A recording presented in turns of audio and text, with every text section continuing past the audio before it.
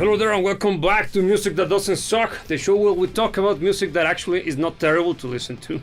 Today we're going to be discussing if the 90s had more than 3 good bands. Oh, come on. It had. Of course it did, but I'm just it's just a lame attempt at joking. So, introducing the Stone and Brave, and it got to be said, beautiful, terrible. Look at that, keep going. Yeah, hello girls and boys, how's it going? Very glad to be back, great to have you here as well. And yeah, the 90s are... We find it funny to bash on the 90s. It should be working. It should be working, let me be sure. It is working now. Look, different angles. So, we usually find it funny to bash on the 90s because quite a lot of cringe came out of it.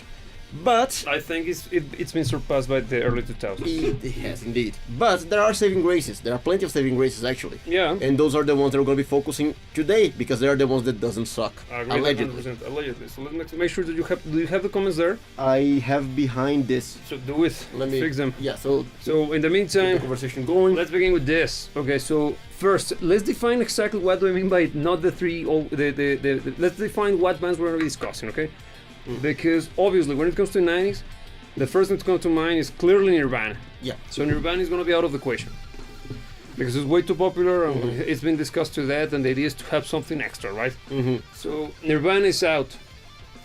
Metallica is out. Because even though Metallica is an 80s band, they reach apotheosis, final form, in the 90s. Same goes for Guns N' Roses. And Guns N' Roses. Yeah. So I would say that those 3 bands should be taken out of the equation, because otherwise we're going to end up talking about those 3 bands as usual. Yeah. When it comes to 90s. So why don't we... Do they suck? Of course not. No. But you get me. It's just to have a little bit more of a diverse conversation. And look, even from the perspective that Nirvana, I think, and I don't think it is the biggest name from the 90s. It's the quintessential 90s band. I don't know. Well, yeah. I think it is, but it's far from the best. So don't we refrain to bands from the 90s that are better than Nirvana? Well, Alice in Chains comes to mind. No, there are plenty. So we're going to be exploring all of those throughout the live stream. Of course. So which one would be your first? How about this?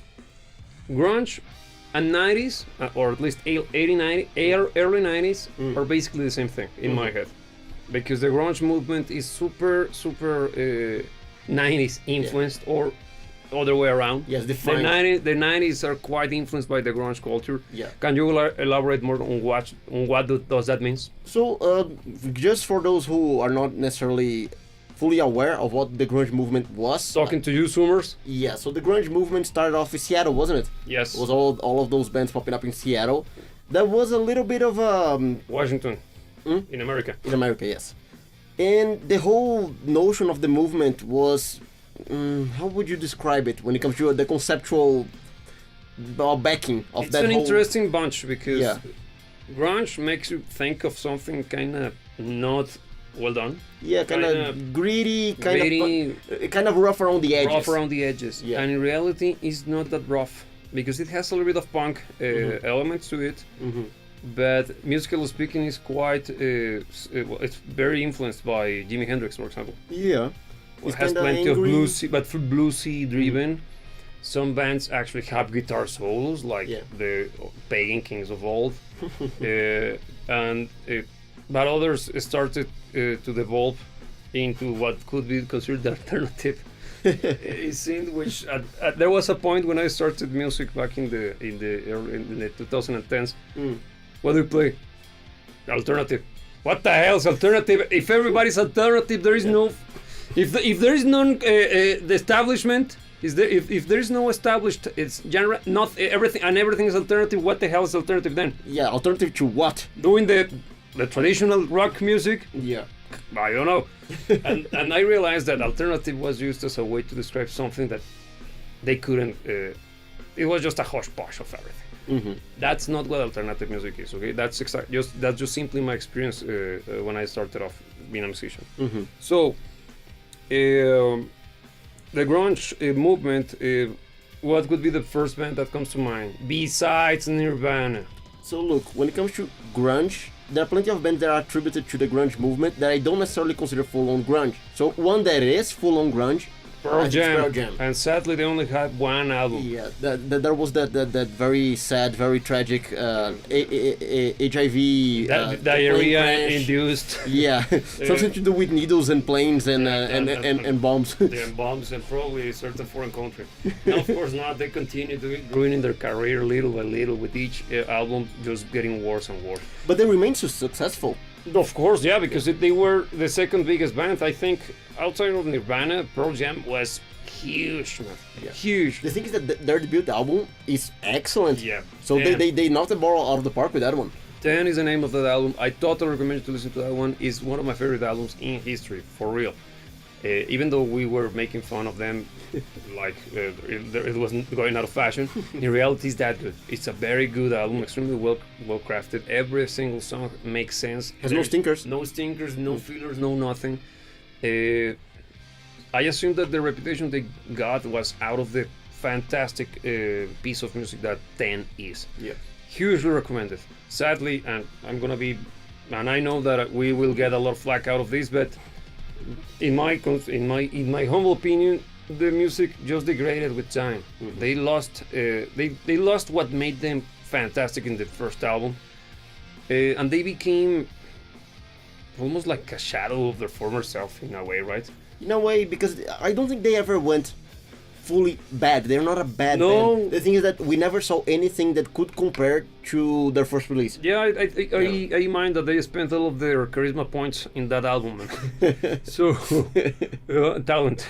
Yeah. Yeah, but I don't know what happened because but people, when it comes to Pearl Jam, they always remember the antics on the stage because they were kind of wild, man. There was I saw one video of Eddie Vedder going through the ground support, doing the monkey thing. Yeah. Like, wow, that's dangerous and stupid. And he was singing. But it was kind of rock and roll, so yeah, that was badass, but stupid. And it was during a performance of Even Flow. Of course, it was glorious, man. Yeah. So, Even Flow is a great track. It is. So, indeed. And it has plenty of Jimi Hendrixisms.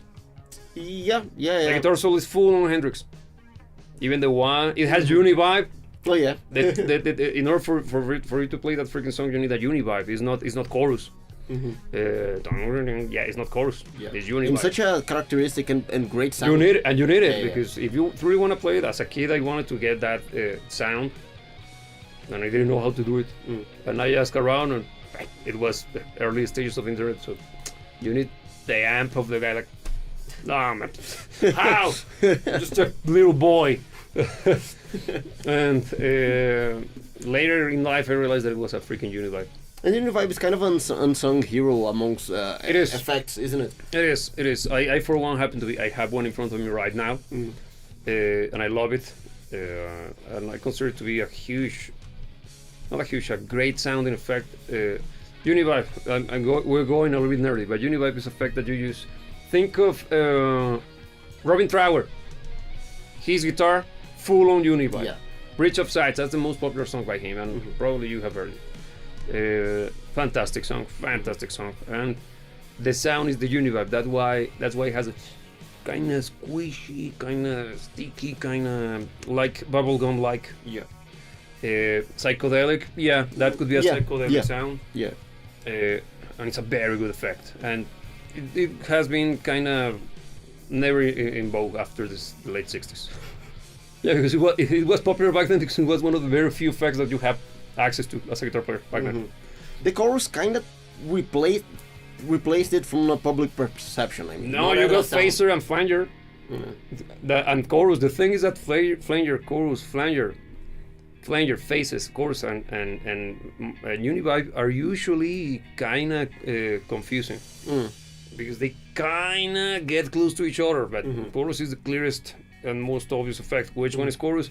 Hysteria by Def Leppard. Ding, ding, that's chorus. Yeah. That's chorus, okay? So coming back to 90s, because I went full on. Yeah, Pearl Jam is the first one that comes to mind. Yeah, and look, I think we can, since we already started with basically the second biggest name outside of the ones that we spoke, I think we can go from popular to non-popular kind of. Let's stick to let's just stick to grunge first, because grunge is the defining factor. Yeah. So the second most popular after Pearl Jam, I think grunge. it's Alice in Chains. Would you say so? Don't you think it's much more popular Soundgarden? Soundgarden? No, I think Alice in Chains is bigger. It's a more recognizable name than Soundgarden. You think? I think it's the other way around. But it could be because of the success that they got. Chris Cornell got with Audioslave in the early 2000s. Yeah. But I don't know. I never considered Alice in Chains to be that popular. It's popular, of course. It's popular, of course, but it's not a hugely popular band. Because they managed to break through. I think Soundgarden is crazier, and I think it's a little bit niche. I think that's the music by Soundgarden. Sound-wise it is. Sound-wise it is, but they got bigger hits in my opinion. Black Hole Sun is a bigger hit than anything that Alice in Chains has. Man. Yes. So. Those two bands, they are excellent, both of them. Both of them are fantastic. And I don't know how they live in the shadow of Nirvana, honestly. Being frank, I think it's because Nirvana got way more press time than those guys ever did. Yeah, because musically speaking, on all fronts, they are excellent bands. Yeah, and also consider that Kurt Cobain was everywhere. He gave interviews like it was going out of fashion. Yeah. Every time that you turn on the TV, there was Kurt Cobain. I wasn't there when that was a thing. But if you go back in time through the use of YouTube and you go for any old MTV broadcasting stuff, programming, you'll see him every so often. Super common. So yeah, that would be Alice in Chains. Where would you put him? But look, Alice in Chains, yes, it is part of the grunge movement because they were there at the right time, at the right place. Yeah. But honestly, I think their music is rock and roll, almost bordering heavy metal. I always think of them as a heavy metal band. They don't sound. Look, if we use Nirvana as the basis for what grunge should sound like, I don't think they sound like Nirvana. No. So just place them as grunge. I know that they, by objective standards, they are part of the movement. Agreed. I don't think they sound grunge. No, they don't. And I don't listen to them as a grunge band. That's me neither, because when it comes to Soundgarden and Alice in Chains, in my head, Alice in Chains is like heavy metal with elements of grunge. Because... Style of the time? Yeah, and also you can hear it, man. For example, Down in a Hole. Yeah. That song kinda has a little bit of the grunge stuff, and you can argue, and I wouldn't have that much of a problem with you making the claim that it's a grunge track. Yeah, I could agree with that one. But Man in the Box, no, that's metal. That's metal. Them Bones. Them Bones Great also, song. yeah, that's much more of a metal sound as well. Yeah. It sounds closer to freaking Pantera. Yeah. Yeah. In sound. In sound, no, of course the composition is different, but in sound it's closer to Pantera. Yeah. Which is also another 90's band. Yeah. That we might not discuss here. Yeah. Don't like it. But coming back to it's one of the big ones. Yeah, we cannot ignore it. Yeah. Coming back to Alice in Chains, I think of them as a metal band with grunge influences. But when it comes to Soundgarden, they are far from metal. Yeah, and they're far from grunge as well. Yeah, in my head they are kind of proggy. Yeah, agreed. Because they actually have plenty of time signature changes. Not insane, not intense, but they have them. Yeah. Black Hole Sun, huge example of that. It's a mess of a song, but it's great. It is a beautiful song, yeah, but it's a mess. Yeah. The time signatures are very subtle, but they are there. Because even the experimentation with sound, which is also something that's usually more attributed to prog than grunge, they experimented quite a lot, and they sound kind of nuts. Yeah, chord progressions, very expensive.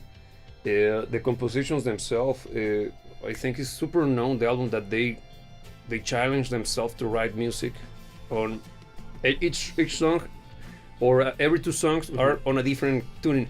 Yeah. So it's impossible for them to play the whole thing in a concert. They only did it once, and it's recorded. It's on video, so you can watch it somewhere. And Chris Cornell, when they begin, they play the first track. And okay, we're gonna be playing this thing from start to finish, but please be mindful that we gotta be swapping instruments every so often, so it's not gonna be a smooth ride. So you will have to bear with it. Yeah. Because so you cannot continue playing. So I look at them as a close to prog, but grunge. Yeah, because I think I can see why the grunge is fitting to some degree, because some of the aesthetic is there. And again, the whole thing about the movement itself, the places, the timing, a lot of that was inserted into the music as well. But when it comes especially to composition, I think it strays quite far away from what you would expect out of grunge per But se. look, let's. This is gonna be a thought experiment. Mm. Nirvana is closer to punk. Can we agree on that one? Hmm. Than these guys. Yeah. Why? Because the compositions are shorter, are less expensive in chord progressions. It's less complex music. I'm Yeah. not attacking it, okay? I know that Heart-Shaped Box is a badass song. I like it a lot. Also, Come As You Are is also very intelligent. Yeah.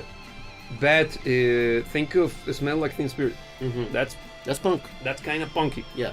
The grunge sound, but it's basically almost a punk Kind sound. of punk, kind of Yeah, punk. yeah. Okay. So, if they are like that, could you compare any of the songs from Alice in Chains to any of those songs? Not really. It's hard, right? Yeah. There might be a few, but Not to do the same with Pearl Jam, even first Pearl Jam. Mhm. It's hard as well, right? Well, I think Pearl Jam is Soundgarden. easier. Why? They don't have anything similar to Smell Like Teen Spirit in 10. And Smell Like Teen Spirit No, is there basically the anthem. Is that grunge? Yeah, true. And then Soundgarden? No. It's even further away. Yeah. How in the name of F Nirvana is grunge then? So Nirvana is the only grunge band ever. No, The it- entire movement is Nirvana. or it could be that it is not. I'm just saying. I don't know what is more controversial, saying that Nirvana is the only Yeah. grunge band, or saying that it isn't. It isn't, yeah. So, I'm just saying. yeah. I'm just asking questions, okay? I don't know. I don't have an answer to that question. I'm just simply proposing this activity, this mental activity. But even looking at it from the perspective, it doesn't look like grunge is very well defined No, it isn't. in how it sounds and how it's presented as a composition. I don't know. I think it's more attributed to the then and there than it is to the music itself. Yeah, for example, think of Garbage, Mhm. a later mid-90s band. Yeah. Produced, and the drummer was the producer of the popular albums from Nirvana. Mhm. Watch Big. And he's a great producer. He's the mixer. Mhm. He got a great sound. Big Yeah. one. And he was the drummer for Garbage. Okay. What do you think of them? Not a fan, being quite honest. No, because it sounds that truly reminds me of the 90s. Yeah. It sounds like the 90s, right? Yeah. Because everybody wanted to have a female fronted rock band, right? Mhm. And why? Out of the success of Cranberries. Yeah. Cranberries, super 90s. What do you think? I like a couple of their songs, but I never got invested. I never actually felt that okay, let me listen to more. I couldn't like them ever. Yeah. I simply don't like them. Like it simply doesn't resonate with me. I don't like the sound because it feels like not, I wouldn't say a lesser version of U2, but I would say that it sounds it's too similar to U2 in but happy. Their music tends to be happier. I know Yeah. that Zombies the heat and blah blah and it's the darker sound, but it's the only one that is like that in the greatest couple of things. Yeah. Of course, they got more somber songs as well, but in general, I always think of the what's the name of that one? Dun, dun, dun, dun, dun, dun, dun, dun. Yeah, I don't know the name. I know which one. You know which one? Yeah. That it's a great song. I'm not gonna deny it. I simply don't like it. But it's I'm not a great fan song. of the singing. Me neither, because the way that she's singing, she's using, it has a name. It's a traditional Irish style. I don't think it works with Rockman. Yeah, they tried to do something different there with that. I wouldn't say that it full on didn't work, but I also don't love it. No, it's Yeah. I don't like it in Rockman. When it is done in context, it's exactly what it is. It works. But outside of it, it feels forced, man. Feels like a gimmick. But again, it's my humble opinion, and this is the internet, so I'm already wrong. Yeah, So- you are indeed. Yeah. Garbage, in contrast, is a much straightforward, very, very basic, not in the bad sense of the word, but much more to the point. Yeah, It's yeah. closer to Blondie. Yeah, which are bands that I have a measure of respect for them being what they are unapologetically. I don't think they were trying to be more or less than what they are. No. They're honest about it. Yeah. I think It's they, as far as we can go. I think the audience pushed them a little bit higher than they deserved, Agreed. but not because they were bad. It's just that I think what they did deserved some recognition, but not as far as they got. Being quite honest. And this could be the segue into those happy sounding bands from the 90s that were happy but on the ironic way. Like what do you have? REM, Okay. REM, Cake. What's the name of those store guys? Blind Melon, freaking. Have I already mentioned the Cardigans? Yes, I did. Look, REM. REM is the first to come to mind. And I think it's the biggest out of the bunch. Yeah. And honestly, I feel that they have one fantastic song. Yeah. And all the rest. You mean Everybody Hurts? No, definitely not. No, I mean Losing My Religion. I actually think it's a very good song. No, it's a fantastic I like that song. one. It's a great song. And the fact that they brought this kind of America, the band, sound back to the mainstream, focusing on the use of acoustic instruments, because mandolins, acoustics, and bass and drums. Very, very great melodies. Even the singing, which is something that usually annoys me by them, on that song the singing makes sense. It's fitting to the song. Yeah, because it sounds, he's not forcing anything. He's doing his regular. Yeah. Then I forgot the name of the singer. He actually gets quite a lot of recognition. It's the cult of personality because of his life choices, man. It's not because of him being a good singer. Because I don't think the song itself, it's about his lifestyle. Oh yeah, well, yeah. I never. Yeah. So I don't care. It's a good song. Yeah, but you know what I mean. Is that thing doesn't come from. There's a cult of personality. I'm gonna leave it there. Yeah. Yeah, but it's not a good band. No. It's not a good band. No, you heard it. It wasn't me. No. But all jokes aside, I simply don't like them, man. I simply don't like them. I think they were like. You got Radiohead, right? Not a fan of Radiohead, but respect them. But I will never say that Radiohead is a bad band. Never. They're good. They are a good band. They're a good band. They deserve the respect they got. Again, super quintessential 90s. It is. And I think REM was kind of trying to be a commercial version, a pop version of Radiohead. And when it comes to popularity and reach, they managed. I don't think they succeeded musically speaking. No. I'm just simply saying that in my head, in my opinion, they feel like, for example, High and Dry by Radiohead. Yeah. I think REM is copying everything from that track. Everything. Yeah. Because Radiohead doesn't sound like High and Dry. They have probably that one and Creep. Yeah. And that's it. The rest is their stuff, right? Yeah, those are the two more popular pop-oriented, poppy sounding tracks. Yeah. And I think REM is basically just repeating that one. Yeah, more than one. Yeah, I can see that. And even a little bit of Creep as well. Yeah, I think Radiohead, they do some things very well. Yeah. I'm not a fan of their music. The exploration of sound in their music is very good. Actually, great sound design. I think they have an interesting take on the matter. I think they make it way too much part of their music at times.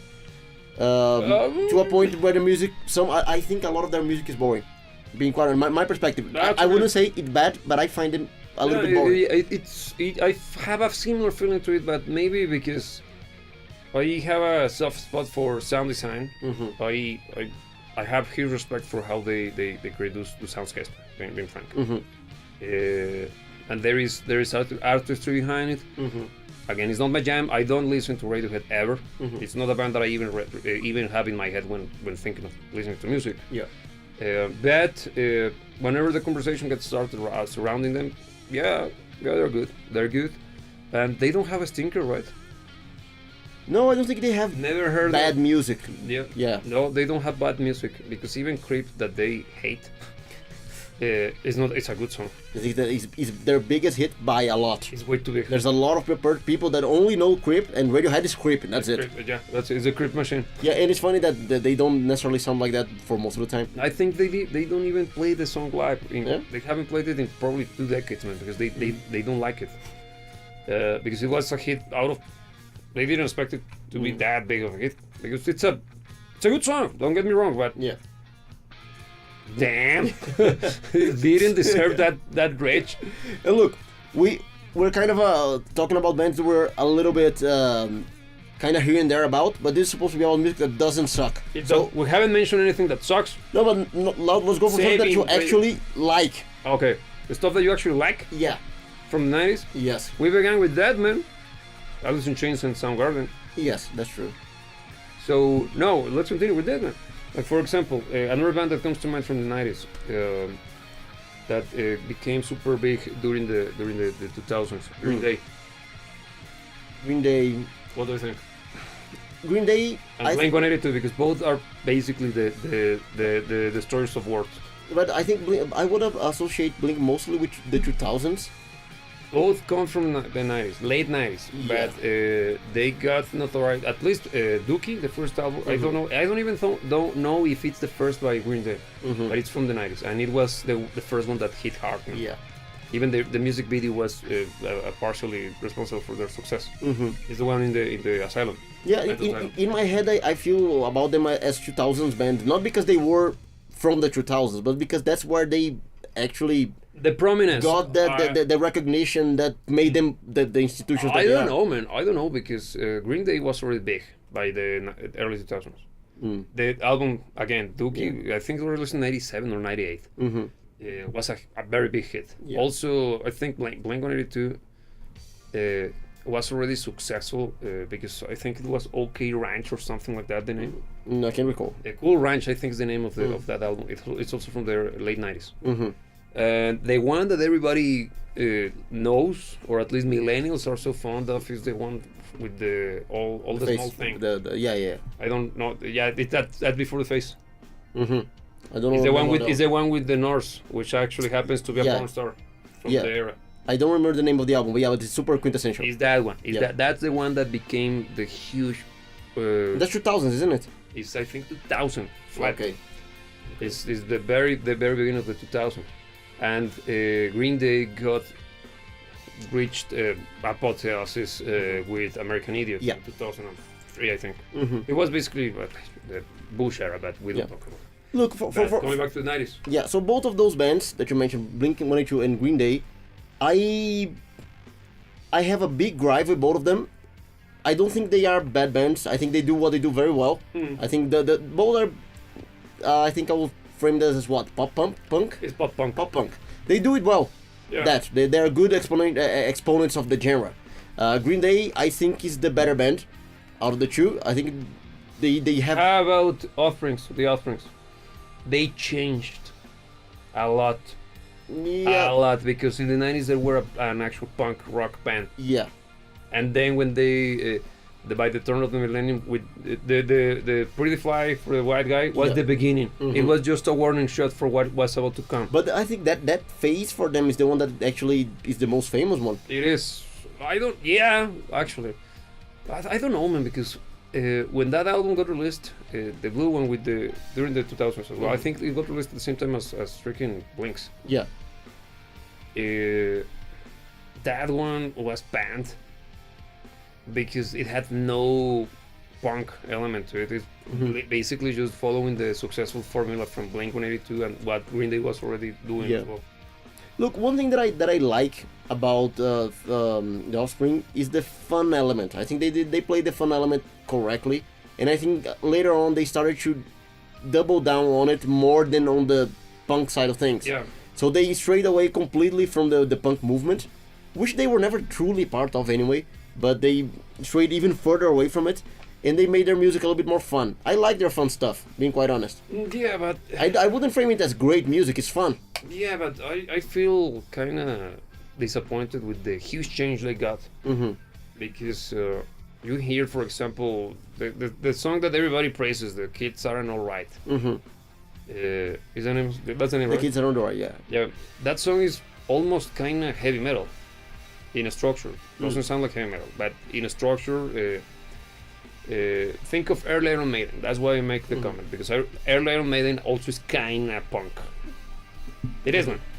And in this case, that track is that's rock and roll. And then you listen to anything from the Conspiracy of One, I think is the name of that album, from the early 2000s, the 2001. There is nothing edgy. Everything is happy. Yeah. There is no banger. And maybe I have a gripe with it because I bought it. Because I watched the video for The Kids Aren't Alright. This band's badass. What's the name? The Offsprings. Okay. Whenever I have money and I have the chance, I'm gonna go and buy one of their CDs. Since I didn't know from which CD that song came from, I bought the newest one. Yeah, you didn't really deliver. Oh man, the was terrible.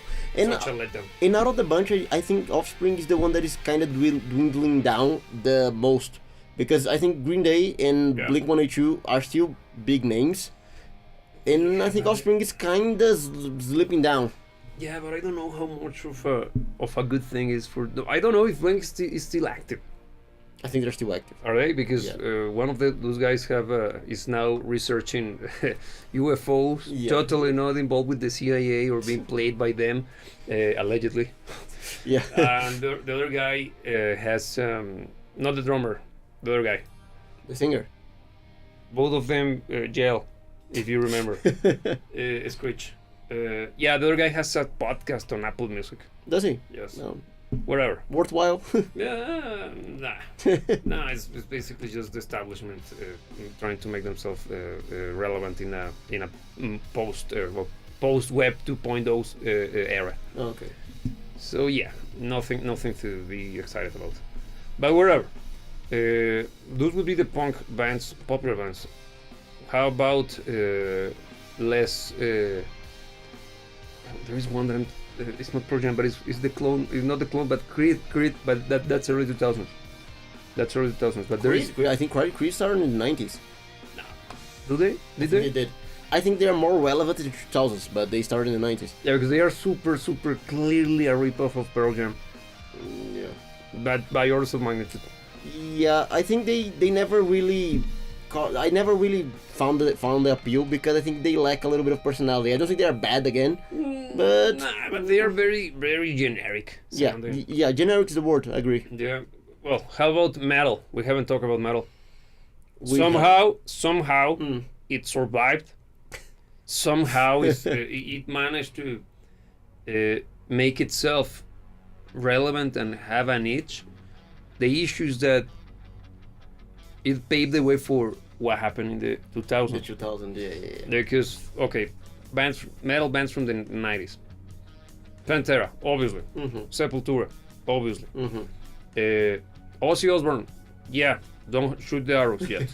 I know that Ozzy Osbourne is Ozzy Osbourne in the 80s, but damn it, if he wasn't super everywhere in the 90s, man. Yeah. Ozfest, God started there. Who else? We already mentioned that Metallica is going to be out of the equation because all of the traditional or classic heavy metal sounds went to obscurity. For example, you got your Iron Maidens. Yeah. Underground.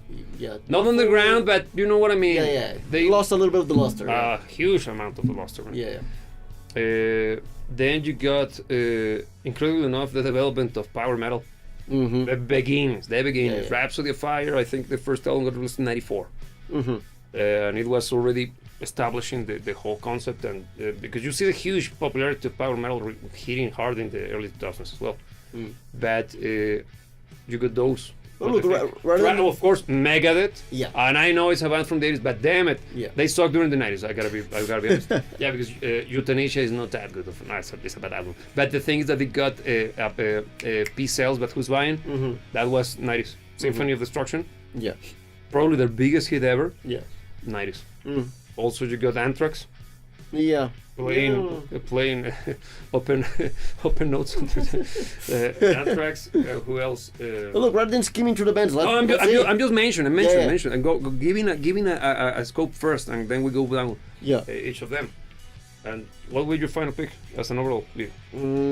Out of the metal bands from the 90s? Yeah, just to establish the setting. Don't know, look, I'm not a fan of 90s metal, being quite honest. Marilyn Manson. But Marilyn Manson metal? is industrial. The thing is that's let's stop here because this is a segue into that. So let's talk about the metal first. Look, you mentioned Sepultura. Sepultura I think is a good band. I like, as a drummer, I have quite a lot to praise because the drumming is actually quite remarkable. It's cool. But honestly, I think if you remove that from the equation, not necessarily a huge fan of their music. It's because it was the advent of thrash metal. I know that thrash is from the 80s. Again, I agree with you. But this particular sound is super 90s. Early 90s, being very honest. Super early 90s. Like, we're talking about Pantera, Sepultura, Anthrax. All of those bands. Lamb of God as well. which is actually probably out of the bunch is the best. Lamb of God is the guy with the grotesque, but it's all a joke. Yeah. Yeah. Okay. Yeah. And the drummer is excellent. He's fantastic. He's very good. Fantastic. Forgot his name, but he's really good. Dave Lombardo. Or is that Lamb of God? I don't think that's. No, I don't remember. No, but that guy is also from the 90s. Right now, my memory is kind of all over the place. But so how about that sound? That thrashy sound. Think of Cowboys from Hell. Yeah. Look, Cowboys from Hell is a great song. Badass. I'm not the biggest fan of that sound. I don't know if it's due to association to a period that I'm not necessarily truly fond of the music coming from that period. But I think it's unpolished in the wrong way. For me, my perception. Because look, you have. I don't even think it's raw, and you're probably gonna be able to explore a little bit more when it comes to the production of it. But I think that sound, it was before the ultra polished sound of the 2000s. Yeah. And the ultra loud, ultra polished, ultra everything. You already had some stuff that was leaning onto it. It was already too much of a lot of things. Yes. I think guitar-wise, the guitars were heavy, but in a dirty way, not in a clean. One of the reasons is because everybody was scooping the mids. Yeah, it was kind of mushy. It's because that sound requires, first and foremost, the name of the guitar player right now, I can't remember his name.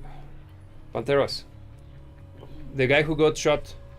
Dimebag Darrell. Yes.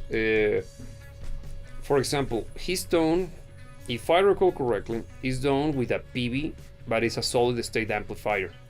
It's not a valve amplifier or TFs amplifier. So that's already unique, because usually the common knowledge is that valves beats every day of the week the sound of a transistor-based amplifier. But he got his tone out of that one, that PV. I can't remember exactly the model, but if you know the model, please let me know. And the sound is also kind of scooped in the mids. You don't have that much of that mid-range in the guitar. Yeah. Plenty of bass, plenty of highs. That's why it has that particular hollow sound. Yeah. I don't like it. As a guitar player, I find it to be, damn it. You're killing everything that makes the guitar sound like a guitar. But it's a sound, and it's a very unique sound, and he earned his place because he wasn't a bad guitar player by any means, and also he had a very unique sound. The issue is that there were many copycats, and that became kind of like a staple of that period in time. Because you also see that even Megadeth, to a certain degree, the mixes from those albums from that era are kind of similar to the sound of Pantera. Kinda. I'm not saying that it's the same, but they have that particular tone to them. Kind of harsh on the, not harsh, but a little bit intense on the high end. It's the trashy sound. It's that trashy sound. Yeah, I'm not. The thing is that again, all of that era, there were different varied degrees of the trashy sound, but I think the entire period was influenced by the trashy sound. Yeah, it's because the trash bands were the ones that actually kept going with them. They carried the torch of metal. Yeah. Because all the traditional or the British wave of heavy metal died down. Yeah. For example, your Judas Priest, I know that, it's a turbo lover and stuff, yes, but it's not. They kind of faded into obscurity when compared to these other guys.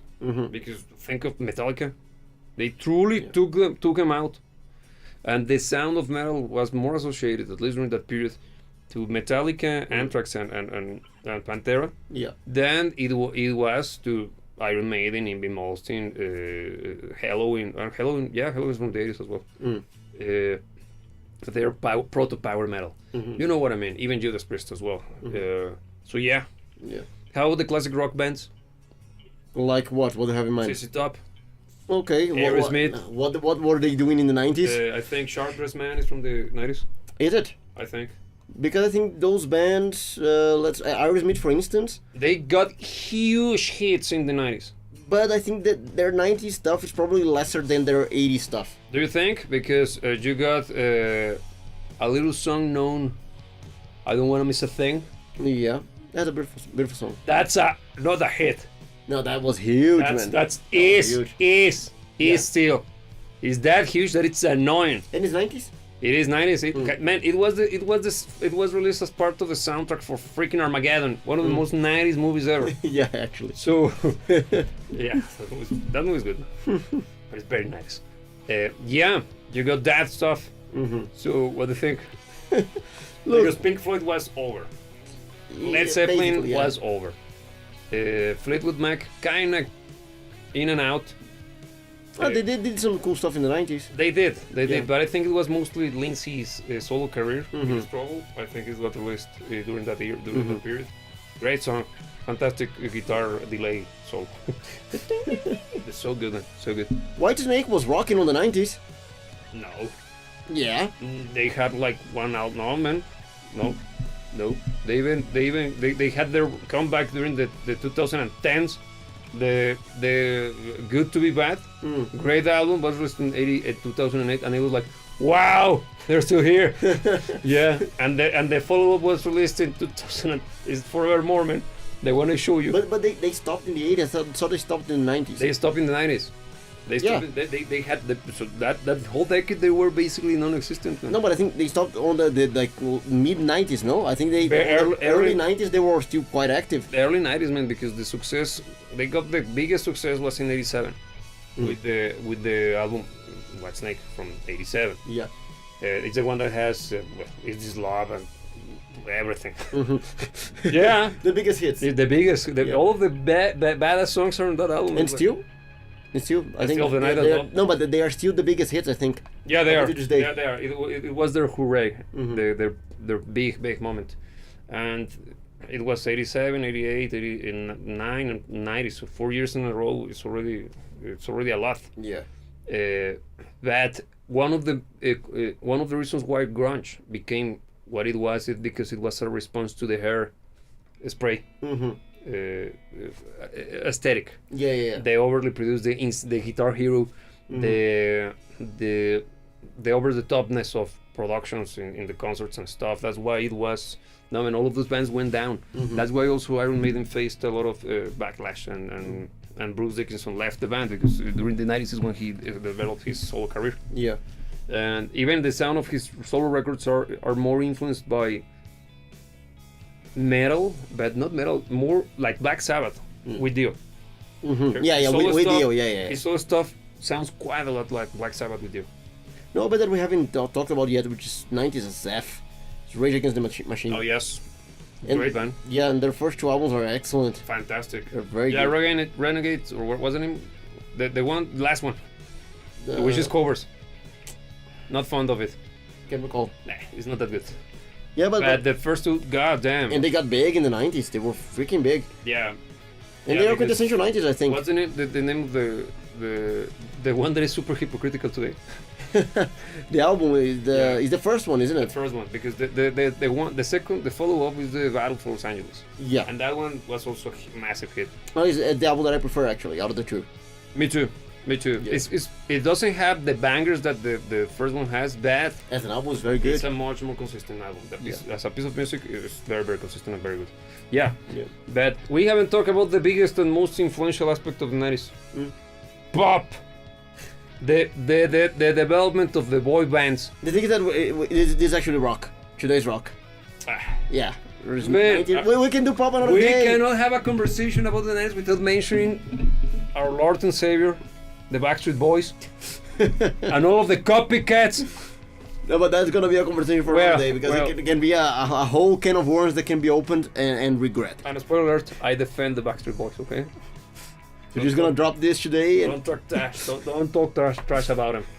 Because they're the Backstreet Boys. They suck, but they suck with a lot of charm. Yeah, they do it in a very fun, very, very charming way, man. Yeah, but coming back to rock and roll stuff. Yeah. Okay. So what do you think would be the finals?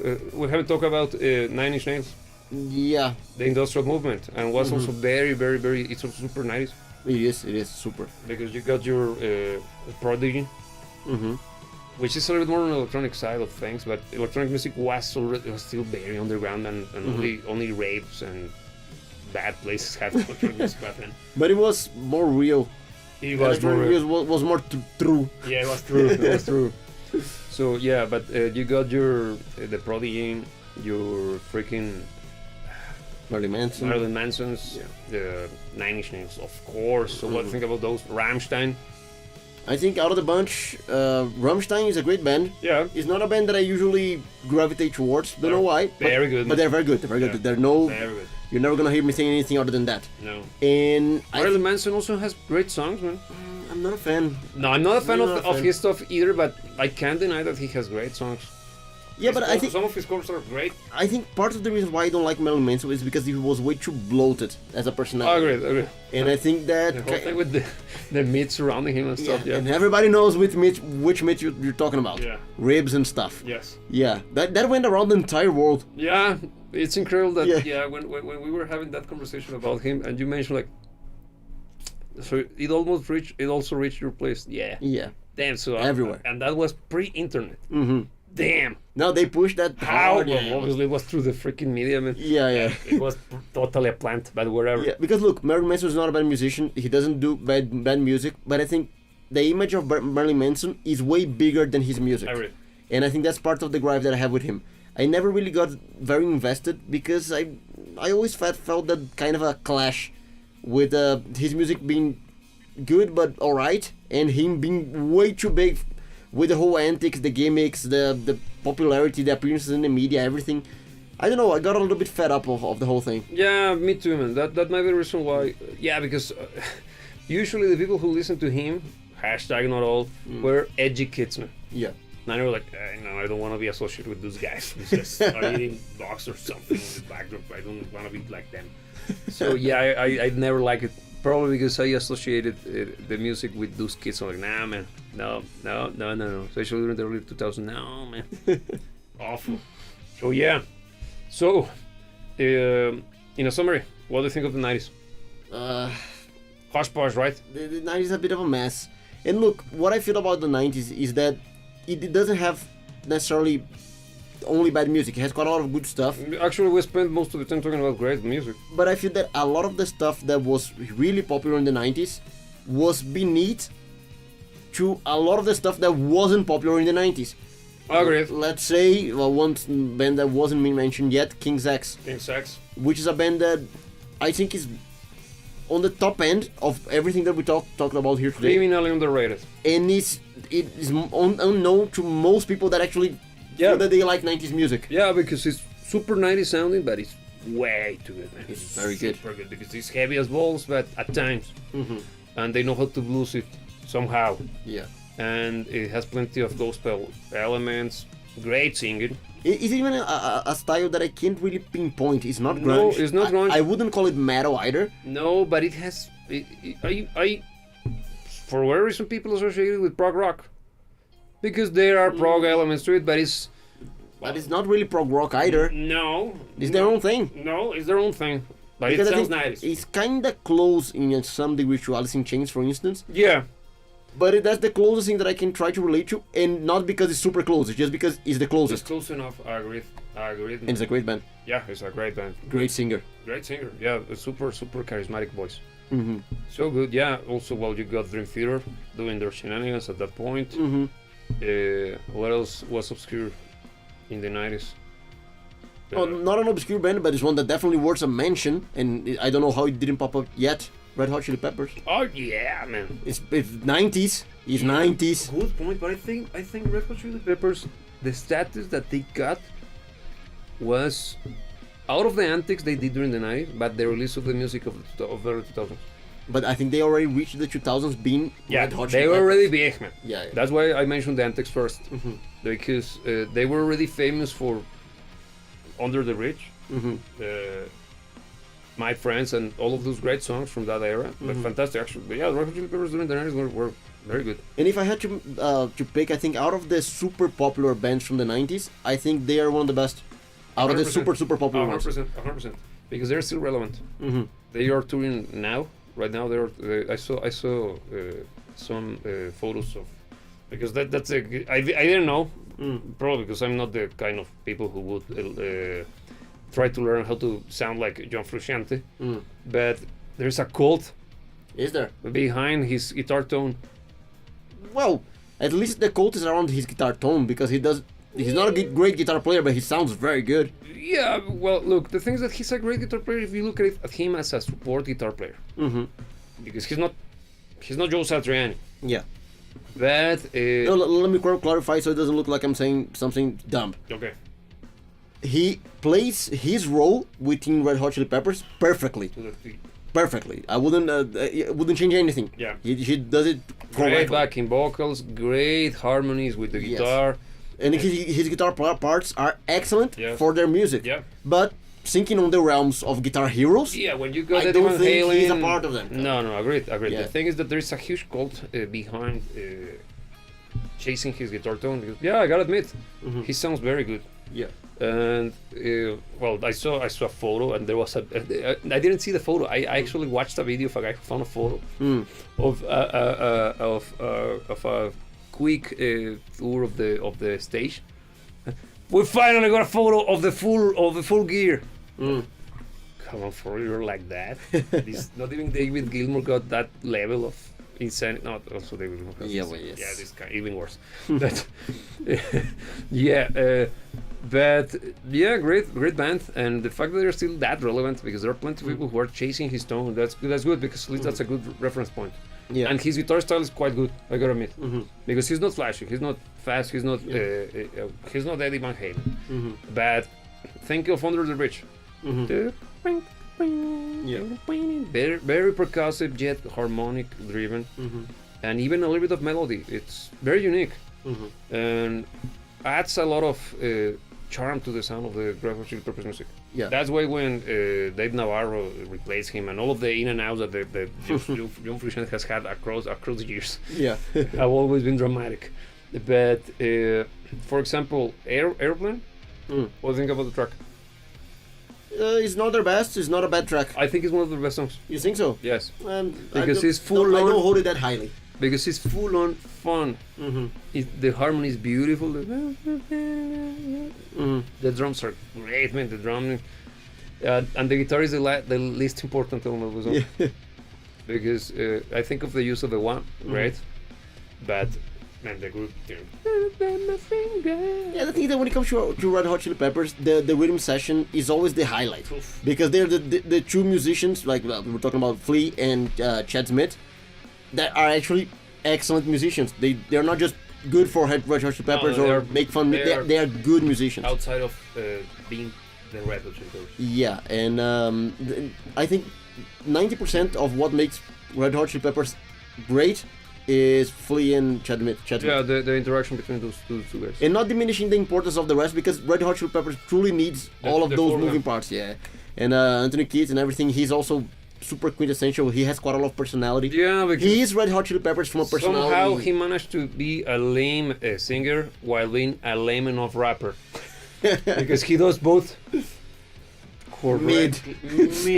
Right there on the point on which, yeah, just good enough. It's good enough. It works, and go. Because yeah, but at the same time, that allows the rest of the music to be the center stage, because you don't listen to Red Hot Chili Peppers for badass singing. No. You wanna hear badass music, right? And it's music. What you get is not just fantastic guitars or fantastic drums. You get because none of them try to be flashy. Even though Flea is renowned for being. But listen to him carefully. No, it's great taste. Yeah, super serving the music. Full-on great taste. Yeah.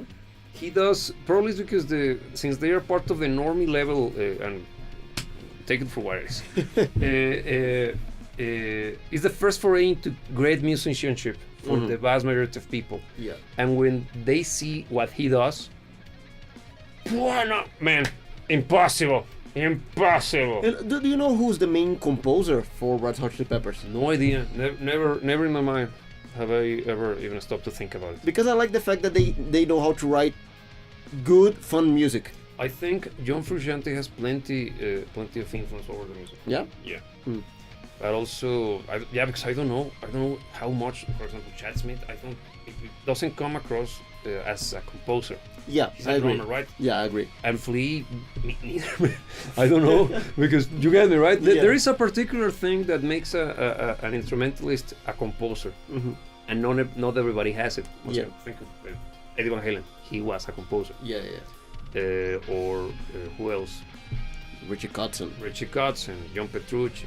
Richie Kotzen popped up in the 80s, not 90s, right? Yeah, he was.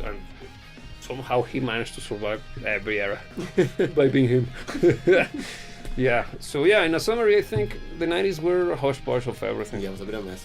But it paved the way for everything that happened in the 2000s, because I think the 2000s. No, I cannot think of. I'm gonna leave it here, but I'm just gonna say that I think it's quite clear what I think about it just by my facial expression. But and I associate, or I even point my finger towards those towards the 90s as a result of what we got in the early 2000s, the good and the bad, because we got great stuff in the 2000s as well, but in general it was the homogenization of everything. And also we forgot to mention rap. Yeah, rap music in the 90s was huge. Yeah, it was the ascension of rap as a mainstay.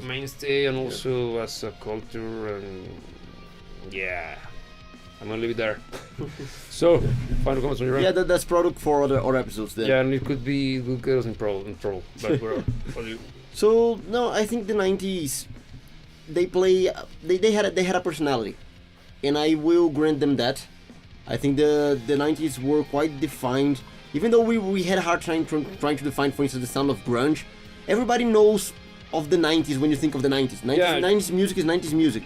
And I think it's quite set apart from the 80s, and is also set apart from the 2000s. And even you got early 90s and late 90s. Because early 90s is Flannel, late 90s is Spice Girls. Yeah. Kind of fashion. Yeah. The platforms and that. Which wasn't great, but regardless. It was what it was.